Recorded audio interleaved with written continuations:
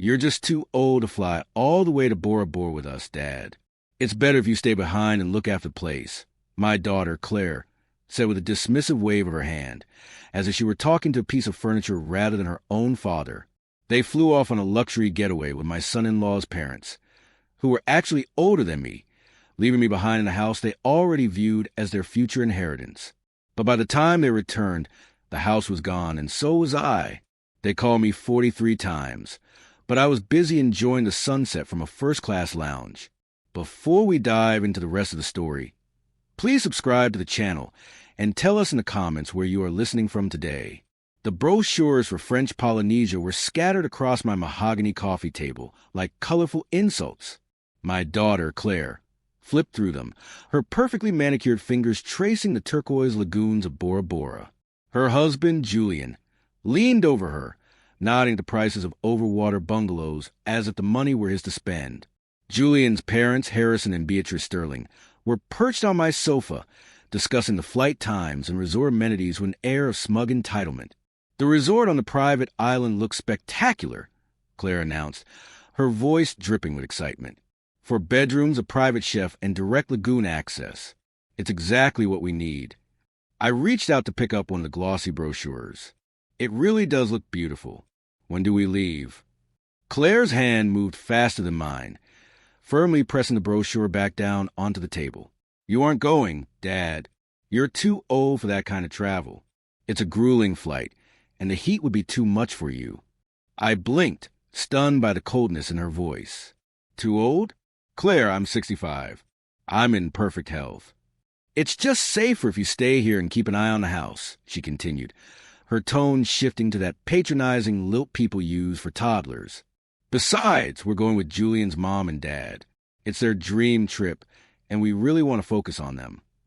Harrison Sterling chuckled from the sofa. He was 67, 2 years my senior. We've been looking forward to this for a long time. Arthur, can't wait to see those Pacific sunsets. The grandkids are going to love the snorkeling. Beatrice, who was 64, added, It's really a family bonding thing. Arthur, you understand. I looked at them. Harrison was 67. Beatrice was 64. Yet somehow at 65, I was the one who was too old for a vacation. I had lived in this house for 30 years. I had allowed Claire and Julian to move in 5 years ago when Julian's investment firm collapsed, and I had been footed the bill for their lifestyle ever since. I've never been to the South Pacific, I said quietly. Julian shrugged, not even looking up from his phone. Maybe some other time, Artie. This trip is more of a core family unit thing. Core family. The words felt like a physical blow. I watched them continue to plan around me, talking over my head as if I weren't even in the room. They discussed dinner reservations and helicopter tours, making decisions about a trip funded largely by the allowance I gave Claire every month. They moved with the unearned confidence of people who believed everything I owned was already theirs. The flight is Thursday morning, Claire said, finally looking at me but without any warmth. We'll be gone for 12 days. You'll have the whole place to yourself. Think of it as your own little stay cat iron. A vacation from what? From paying their property taxes? From fixing the plumbing they broke? From listening to Julian complain about the Wi-Fi speed while he played video games all day? I stood up slowly, my joints stiff from sitting too long. I suppose I should get things in order then, for the house sitting. You're a lifesaver, Dad, Claire said, giving me a smile that felt entirely rehearsed. Just relax and enjoy the peace and quiet. Harrison raised his wine glass in a mock toast to family traditions. They all laughed. Even Beatrice, who had only been in my house a handful of times, felt comfortable enough to laugh at my exclusion in my own home. I walked toward the hallway, their voices following me, filled with the excitement of an adventure I had apparently aged out of overnight. The hardwood floors creaked under my feet, the same floors I had refinished myself 5 years ago to make the house perfect for Claire's return. My late wife, Martha, would have been horrified. She would have reminded them that family meant everyone, or it meant nothing. But Martha had been gone for 5 years, and I was realizing that the daughter we raised had become someone I didn't recognize. As I reached the bedroom door, I heard Claire's voice carry clearly through the hall. Mom would have agreed with me. She always said Dad needed more looking after as he got on in years. I paused. Martha had never said any such thing. She had always called me her mountain goat because of my love for hiking. But apparently, my late wife's ghost was being recruited to justify my daughter's cruelty. 3 hours later, I was sitting on the edge of my bed in the dark. The evening shadows stretched across the floor, reaching for the empty chair where Martha used to sit and read. I felt invisible. I felt like a ghost in my own life. I could still hear their laughter drifting up from the living room, muffled by the vents. I tried to ignore it, but then Julian's voice cut through the silence, sharp and clear. "He totally bought the too old line," Julian said, followed by a smug laugh. "I told you he was getting soft." I froze. I moved toward the floor vent, my heart racing. Claire's voice followed. "Dad's always been easy to manipulate. Remember when we convinced him to pay for the emergency foundation repair that was actually just our credit card debt?" Their laughter was casual and jagged. I felt a coldness settle in my bones. "So the plan stands?" Harrison's voice joined in. "As soon as we get back from Tahiti, we move him into that assisted living facility we toured. What was it called?" "Willow Creek." "Cedar Crest," Beatrice corrected. "They have a room opening up next month. If we put down the deposit now, they can fast-track the intake. It's better to get him settled before he starts getting suspicious." "And the house?" Julian asked. "I've already spoken to a realtor," Claire said, her voice now clinical. "Simon Vance says he can move it for at least $900,000 in this market. Once Dad is in Cedar Crest, we sell the house, split the proceeds, and finally move into that estate in Montecito. It's our inheritance, after all. Why wait for him to kick the bucket?" The room seemed to spin. I gripped the edge of the dresser, my knuckles white. Inheritance.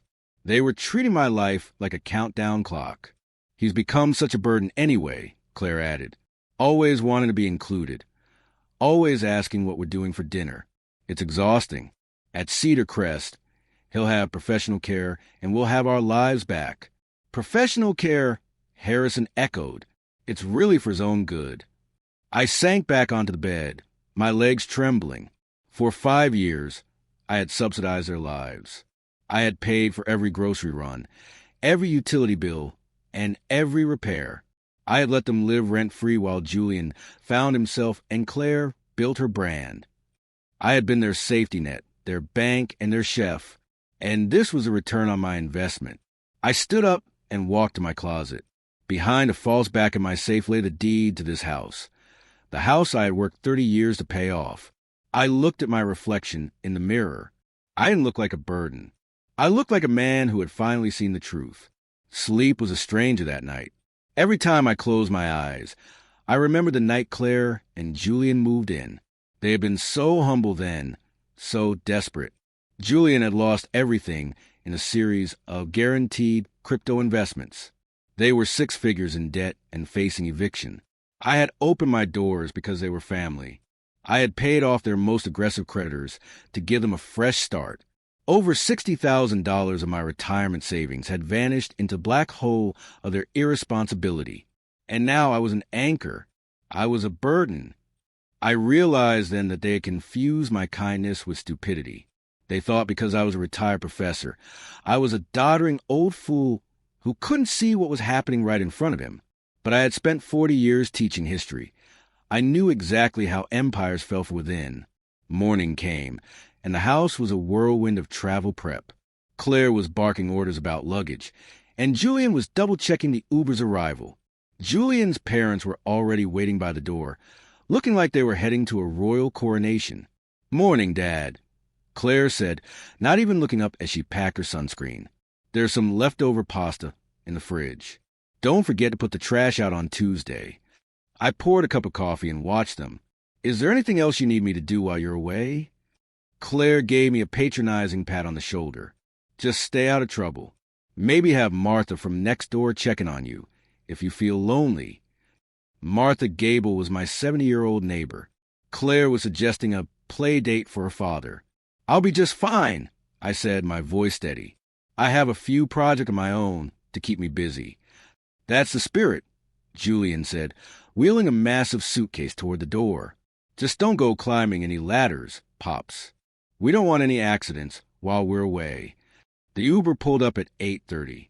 I stood on the porch and watched them pile into the black SUV.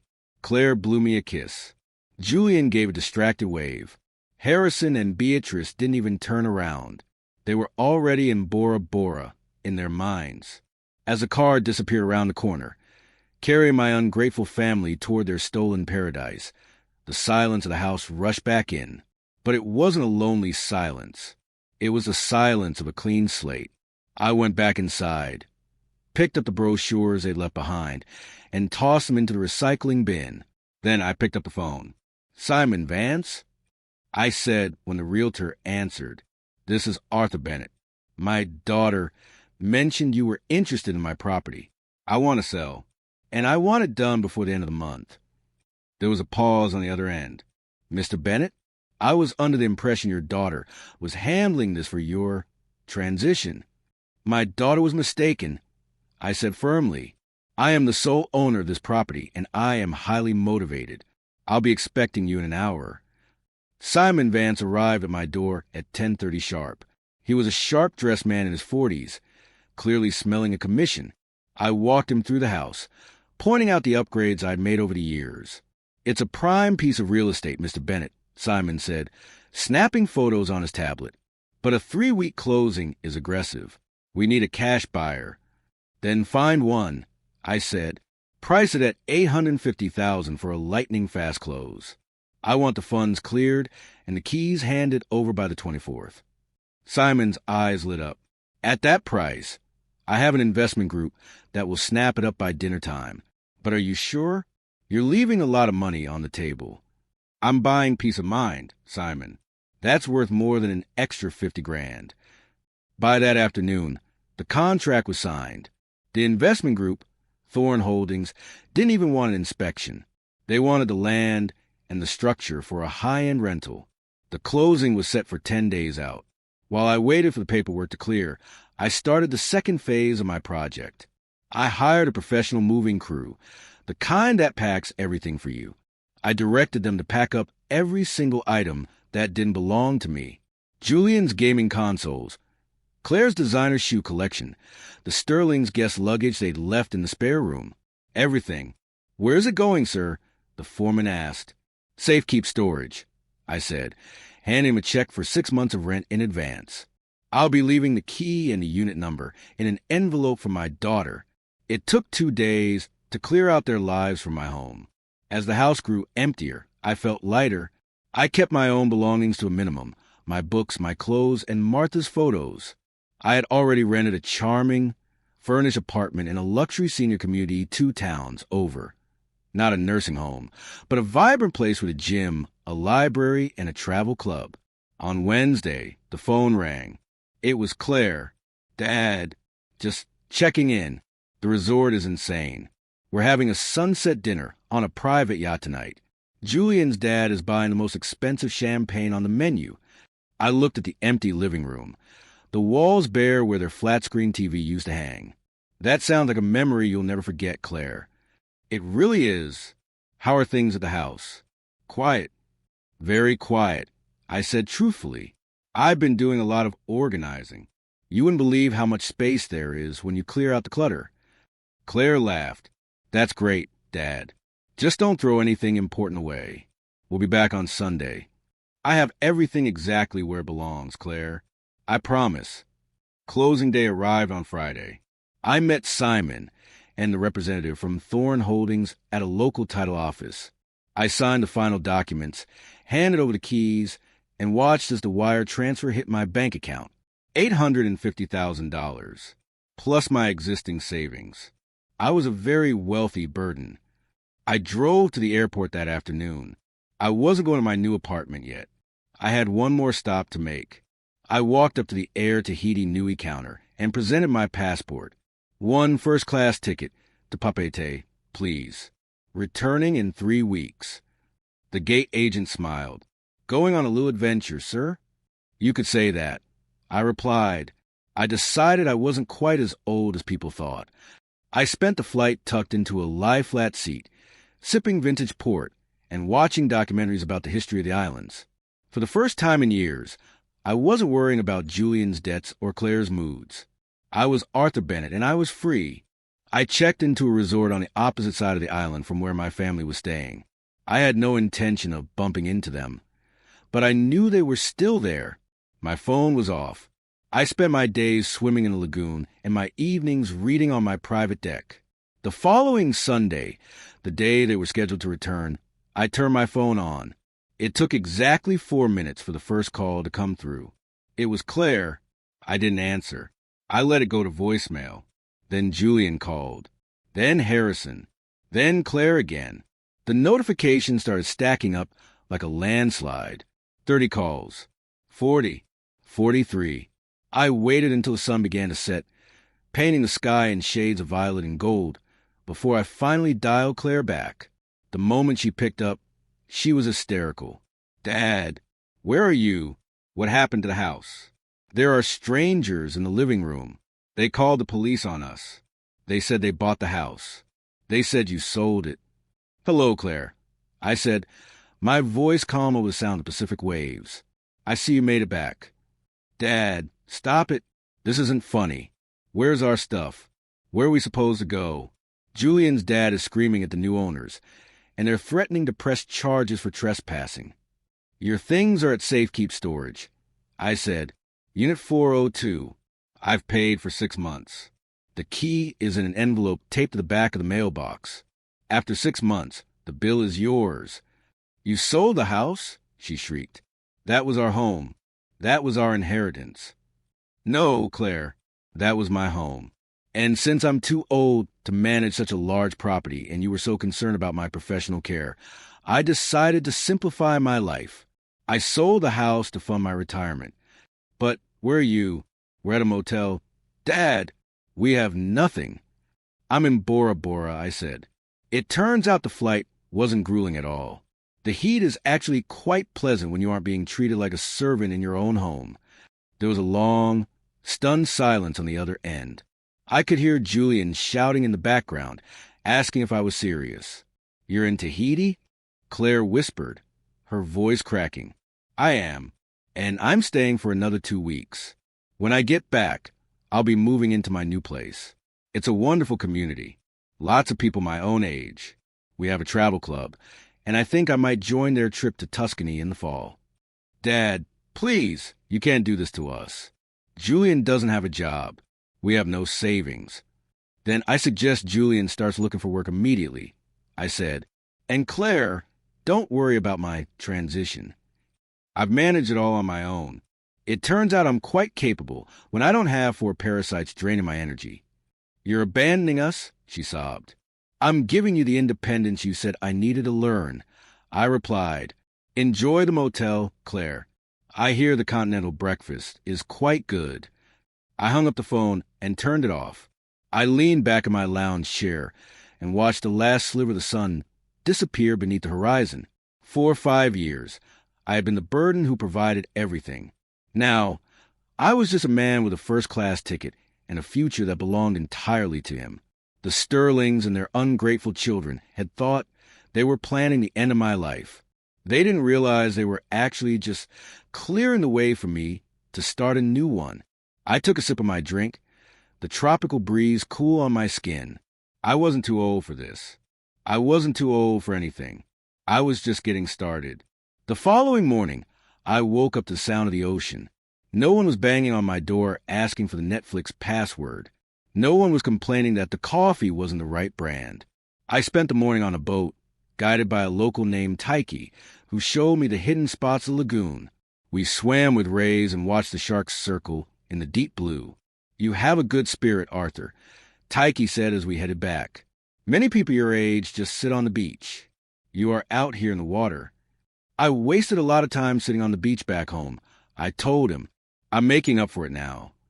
Back in the States, I knew the chaos was still unfolding. Simon Vance had sent me an email. He'd been harassed by Julian's lawyer, but since the deed was in my name and the sale was perfectly legal, there was nothing they could do. Simon had blocked their numbers. Martha, my neighbor, Send me a text. They were here again today. David, Julian was trying to get into your garage. I called the police. They left in a very beaten-up old sedan. I think they're staying with Harrison's sister in a trailer park. Hope the weather is beautiful. I felt a brief pang of guilt, but it vanished as soon as I remembered the floor vent. They had planned to put me in a home and split my money while I was still breathing. They hadn't cared about my independence then. They had only cared about their own greed. I spent the next 2 weeks exploring. I took a ferry to Maria and hiked the pineapple plantations. I ate at local shacks and fine dining restaurants. I met a woman named Elena, a retired architect from Spain, who was traveling the world alone.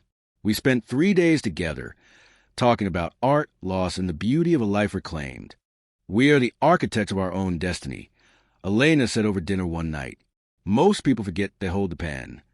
I finally remembered. I said, when it was time to go home, I didn't feel dread. I felt a sense of purpose. I flew back to California, moved into my new apartment, and spent the first week decorating it exactly how I wanted. No gaming consoles in the living room. No designer shoes in the hallway. Just my books, my music, and Martha's smile in every frame. I eventually met with Claire a month later at a neutral coffee shop. She looked tired. The designer clothes were gone, replaced by something from a discount rack. Julian wasn't with her. Apparently, the stress of real life was tearing their marriage apart. Are you happy now? She asked, her voice bitter. We're living in a one-bedroom apartment. I'm working 2 jobs. Julian is delivering groceries. I'm not happy that you're struggling, Claire, I said gently. But I am happy that I am no longer the one paying for your refusal to grow up. I offered you a home for 5 years, and you repaid me by planning to lock me away. She looked away, unable to meet my eyes. We thought it was for the best. No, you thought it was for your best. There's a difference. I stood up and placed a small envelope on the table. This is the information for a financial counselor. If you and Julian are serious about fixing your lives, go see him. I've paid for the first 5 sessions. Beyond that, you're on your own. I walked out of the coffee shop and into the bright California sun. I had a hiking trip with the travel club on Saturday. I had a watercolor class on Tuesday. And I had a life that was finally, truly my own. Some people think that getting older means fading away. But I've learned that it's actually the best time to shine. You just have to make sure you aren't letting other people dim your light. I drove home, the radio playing a song Martha used to love. I wasn't a burden. I wasn't an anchor. I was Arthur Bennett, and I was exactly where I was supposed to be. If you enjoyed this story, please give the video a like, subscribe to the channel, and let us know your thoughts in the comments. We'd love to hear your own stories of standing up for yourself. Thanks for watching.